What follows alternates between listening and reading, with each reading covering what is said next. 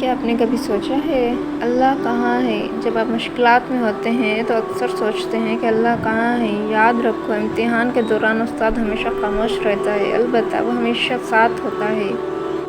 یا اللہ، تیرا شکر ہے کہ تو نے بہترین کھلایا، بہترین پہنایا اور بہترین جگہ رکھا۔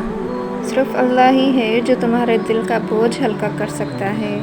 اللہ تمہارے دل سے کسی چیز کا خیال تب تک نہیں نکالتا جب تک تمہارے نصیب میں اس کی ملنے کی گنجائش رہتی ہے۔ وہ انسان کبھی ہار ہی نہیں سکتا جس کی امید اللہ تعالیٰ سے ہو۔ رشتے جب ٹوٹنے پہ آ جائیں تو اچھائیاں اچانک غائب اور برائیاں ایک ایک کر کے سامنے آنا شروع ہو جاتی ہیں۔ کبھی کبھی ہم کچھ لوگوں کو زیادہ مقام دے کر بگاڑ دیتے ہیں۔ اگر وہ لوگ کم ظرف نکلیں تو وہ بدلے میں ہماری آنکھیں آنسوں اور دل درد سے بھر دیتے ہیں۔ بولنا سب کو آتا ہے، بس کسی کا دماغ بولتا ہے، کسی کا اخلاق بولتا ہے اور کسی کی زبان۔ جب لوگ غصے میں ہوں تو ان کی بات غور سے سنا کرو، کیونکہ اصل حقیقت تب سامنے آتی ہے۔ کپڑے، شکل اور زبان ہمیشہ جھوٹ بولتی ہیں۔ انسان کی اصلیت وقت آنے پر پتہ چلتی ہے۔ جو انسان یہ سمجھتا ہے کہ اللہ جو کرتا ہے وہ ہمارے لیے بہتر ہوتا ہے، وہ انسان کمال کا ایمان رکھتا ہے۔ دعاؤں میں اگر دل لگنے لگے تو جان لو کہ اللہ مقدر بدلنے کی ٹھانے ہوئے ہیں۔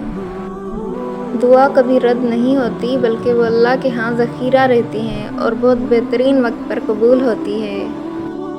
ہمیشہ یہی سوچ کر جیو کہ میرے رب نے مجھے بہت کچھ دیا ہے، اگر وہ مجھے میرے اعمال کے برابر دیتا تو میرے پاس آج کچھ بھی نہ ہوتا۔ توبہ کے لیے کانوں کو ہاتھ لگانا ضروری نہیں، گناہوں کو ہاتھ نہ لگانا ضروری ہے۔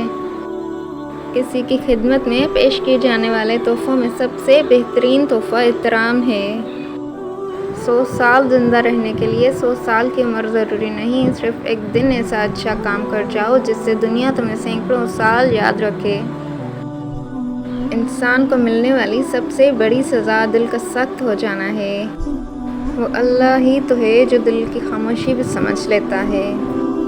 دکھ، درد، تکلیف اگر یہ اللہ کی ناراضگی ہوتی تو یہ نبیوں کو نہ ملتی۔ یہ نعمت ہے جو اللہ کا راستہ دکھاتی ہے۔